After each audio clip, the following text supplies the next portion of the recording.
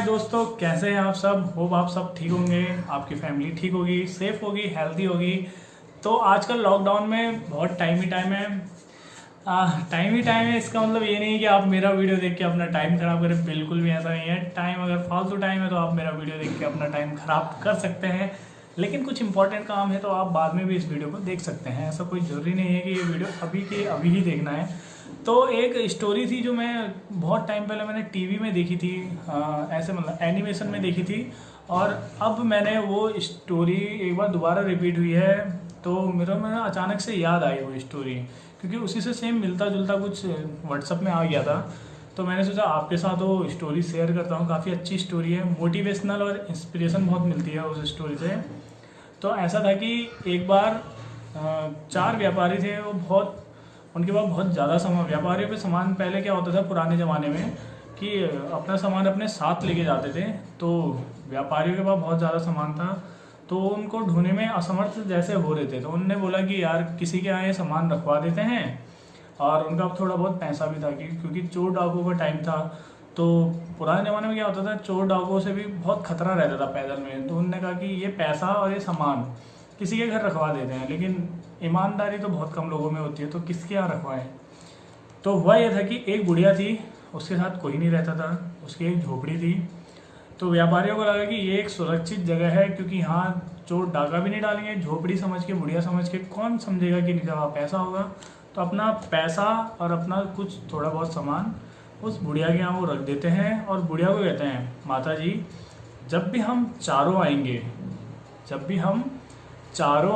एक साथ, तो आप ये सामान और ये पैसा तभी दीजिएगा। कोई भी एक आता है, दो आता है, तीन आता है, तो इसको मत दीजिएगा, चारों आएंगे तभी दीजिएगा। तो ऐसे में ही वो व्यापारी थोड़ा आगे चले जाते हैं।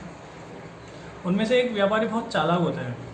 तो वो क्या करता है कि वो कहता है कि मेरे को प्यास लग गई है, मैं थोड़ा माता जी के यहाँ से पानी पी लेता हूँ और उसके बाद मैं वापस आ जाऊँगा। तो ट्रैक्टर का शोर है, क्योंकि यहीं पे रोड है, तो ट्रैक्टर की आवाज़ें भी आ रही हैं धीरे धीरे।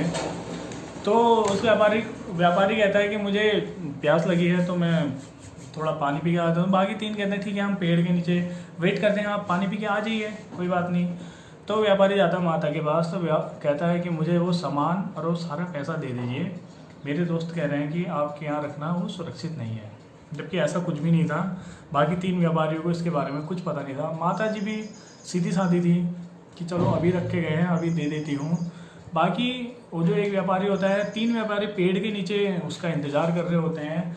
तो पेड़ के नीचे से वो तीनों ऐसे हाथ हिला देते हैं। माता भी हाथ हिलाती है कि हाँ भैया पैसा देना है कि नहीं।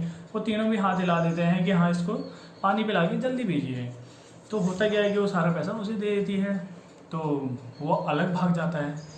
बाकी तीन व्यापारी बहुत देर से इंतज़ार करते हैं, सोचते हैं छोड़ो आगे बढ़ते हैं, आगे चले जाते हैं। जब वो तीन व्यापारी वापस लौट के अपना व्यापार मतलब सामान बेच के पैसा और रुपया सब इकट्ठा कर लेते हैं, तो माता जी के यहाँ जाते हैं और माता जी को सोचते हैं कि एक अच्छा सा इनाम देंगे इस के लिए कि उनका पैसा उन्होंने सामान सेफ रखा।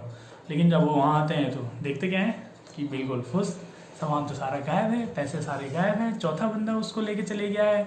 तो माता जी को कहते हैं कि हमारा पैसा दीजिए, ये तो धोखा हो गया है, हमारा पैसा दीजिए, हमारा सामान दीजिए। माता जी बहुत परेशान होती है, क्योंकि माता जी तो पहले से ही गरीब है, दो वक्त की रोटी के लिए बड़ी मुश्किल से कुछ हो पाता है, इतना पैसा कहाँ से लाएगी माता जी। तो माता जी कुछ नहीं करती है, माता जी जाती है राजा के पास, राजा को सारी सच्चाई बताती है।